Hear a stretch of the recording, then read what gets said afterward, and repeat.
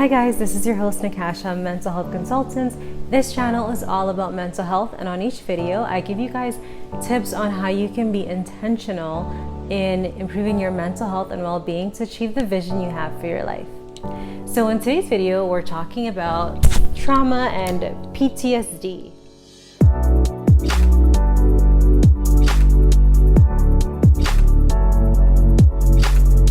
Making this video is because I can't tell you guys how many times I've had a patient come into my office with very clear symptoms and signs of trauma, PTSD, and they're actually not even realizing that that's what's going on for them.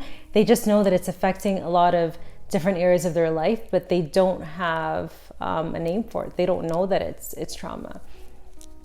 Also, I've had people have come into my office who say, I've heard of PTSD. I don't really know the details of it, the nitty gritty, so I'm not sure this is what's going on for me, but definitely something's not right. So I wanted to make this quick video to kind of talk about the lived experience of someone who has PTSD. That way, if you or someone you know might be experiencing that, you kind of have a clear picture of what could be going on for you. For those who have experienced a traumatic event, whether that is actual or threatened violence, an accident like an auto collision, where your escape might have been blocked in some way, you may have found yourself reliving that experience well after it's already happened. And that's because an important part of our ability to return to normal after a traumatic event is the ability to take action and protect ourselves during. If that ability is blocked, whether it's by being held at gunpoint, being trapped in a car accident, being immobilized during an assault, that could really increase the likelihood of developing PTSD afterwards. If you're suffering from PTSD, you may have found yourself feeling stuck ever since that event occurred. And it could be difficult for you to integrate new experiences of safety. One thing that can help to understand this a bit better is to picture it as if you're wearing glasses. The trauma places a film over your previous lenses so that all of your new experiences and your view of the world is viewed through the lens of trauma.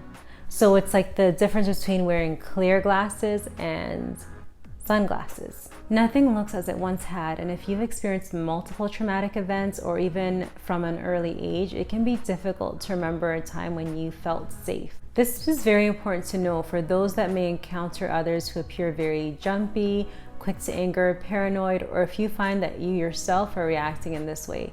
It can be very frustrating, and it can come to a point where you find it difficult to even trust yourself around others. If you are the person on the outside, it's very important to know that this person is not behaving this way maliciously because they like the drama or because they're crazy. Trauma actually affects the structure of the brain, and the person affected by it has difficulty seeing the world as separate from it. Guys, it's really important to see just how much trauma affects you. Even on a day-to-day basis, it can be difficult to ever truly be present. Some lose a sense of connection with their own bodies. You can be in a sexual encounter with a trauma survivor and that person mentally is not even present. If you're the trauma survivor, you may feel as if you're watching yourself from the outside, or you may even forget details of your sexual encounters because while your body was present, your mind wasn't truly there. This can be really frustrating for your romantic partner if they are attentive enough to recognize this disconnect, and even more so if they're not aware of the fact that it's due to your traumatic past. For some, trauma can even shape your sexual preferences. This usually occurs on a subconscious level though. Picture a child who acts out their trauma experience through play or through drawings. For example, you may require a submissive partner in order for you to feel safe and in control. For others, they may require a dominant partner because it's not really uncommon for us to seek to act out a traumatic experience of powerlessness. The purpose of this is that it's our attempt at rewriting that traumatic experience to a situation where we have a bit more control or the outcome is a bit more favorable to us. If you're in a relationship of any kind with someone who is living with PTSD, you may feel as though you're walking on eggshells because that person seems to be triggered without any apparent provocation. And the reason for this goes back to the fact that the trauma has actually altered the way the brain functions. It can be really difficult for a traumatized person to accurately interpret the intentions of those around them or whether the environment is safe. Facial expressions, body language, a casual remark, all of these things can be misread and lead to, a major blowout or an emotional pulling away in the relationship. The ability to objectively navigate our social environments is actually a complex one, and we tend to take this for granted. It requires us to attune to the emotions of others, quickly process our experiences, and then adapt our behavior accordingly. Now, this ability is actually, quite impaired in someone that is dealing with trauma because they're already preoccupied with scanning their environments for potential dangers. In a healthy brain that is living free of any major trauma or present distress, the prefrontal cortex allows us to observe and process our experiences, consider the potential outcomes of any given action, and then make a deliberate and intentional choice.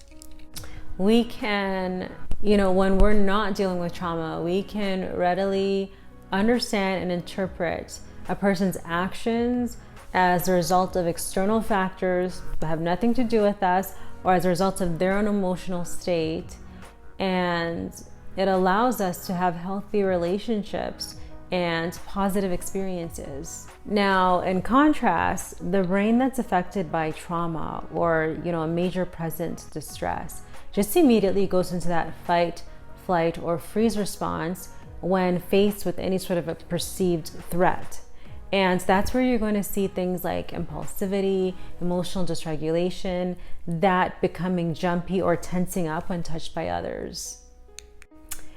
So, all of these things are really important to know when you see it in yourself or see it in others around you. It's important to know this is how it affects you. Trauma affects a person on a day-to-day basis. And, just really recognizing that a lot of the behaviors that you'll exhibit or that person you see will exhibit is not that they want to behave that way. So the purpose of this video is just to kind of shed some light on that. At this point, you may be wondering, okay, what do I do about it? What are the options? There are a lot of different treatment options out there. Certainly not any that can be covered in one video. The purpose of this video is to just have a very short, a very brief overview to really raise that understanding of what trauma can look like. I'm going to be making separate videos talking about different therapeutic options, different treatment options for someone that's living with trauma. So please look out for that. If you're not already subscribed to my channel, go ahead and subscribe and hit the bell icon so that you're notified anytime I release new videos. That way you'll know when I release a video about trauma and treatment and anything else mental health related, really. If you have any specific questions or comments, please feel free to post those below in the comment section. I actually really look forward to reading them. And if you like this video, hit the like button to let me know, and share this video with anyone you feel could really benefit from it. Guys, if you haven't already watched my video called What is PTSD? I'm going to link it below. Please take a look at that as well if you're looking for more detailed information. In that video, I actually really go into a lot of detail about what PTSD is. And I go through the different criteria that are required to meet a diagnosis of PTSD according to what we call the DSM-5. It's just a diagnostic manual that talks about different mental health disorders. So if you want to have details on the specifics of the symptoms, why the symptoms are occurring, take a look at that video because that one, covers this a bit more in depth. All right, guys, so thank you for watching, and I look forward to catching you at the next video.